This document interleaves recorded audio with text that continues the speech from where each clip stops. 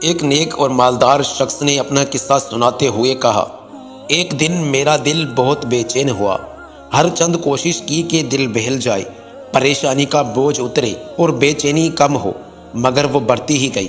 بالآخر تنگ آ کر باہر نکل گیا اور بے مقصد ادھر ادھر گھومنے لگا۔ اسی دوران ایک مسجد کے پاس سے گزرا تو دیکھا کہ دروازہ کھلا ہے۔ فرض نمازوں میں کسی کا وقت نہیں تھا۔ میں بے ساختہ مسجد میں داخل ہوا کہ وضو کر کے 2-4 رکعت نماز ادا کرتا ہوں، ممکن ہے کہ دل کو راحت ملے۔ وضو کے بعد میں مسجد میں داخل ہوا تو ایک صاحب کو دیکھا، خوب رو رو کر اور گڑ گڑا کر دعا مانگ رہے ہیں اور کافی بے قرار ہیں۔ جب میں نے غور سے ان کی دعا سنی تو قرضہ اتارنے کی فریاد میں تھے۔ ان کو سلام کیا، مصافحہ ہوا اور قرض کا پوچھا تو بتانے لگے کہ آج ادا کرنے کی آخری تاریخ ہے، اپنے مالک سے مانگ رہا ہوں۔ ان کا قرضہ چند ہزار روپے کا تھا۔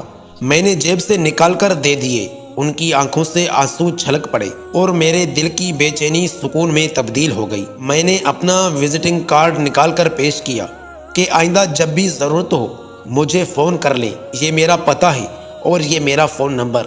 انہوں نے بغیر دیکھے کارڈ واپس کر دیا اور فرمایا، نہ جناب، یہ نہیں، میرے پاس ان کا پتہ موجود ہے جنہوں نے آج آپ کو بھیجا ہے۔ میں کسی اور کا پتہ جیب میں رکھ کر ان کو ناراض نہیں کر سکتا۔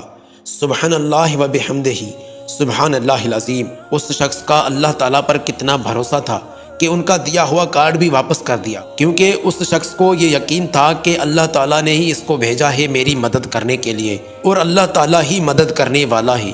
ویڈیو کو لائک کرنے کے ساتھ ساتھ ویڈیو کو اپنے دوستوں کے ساتھ ضرور شیئر کیجیے گا۔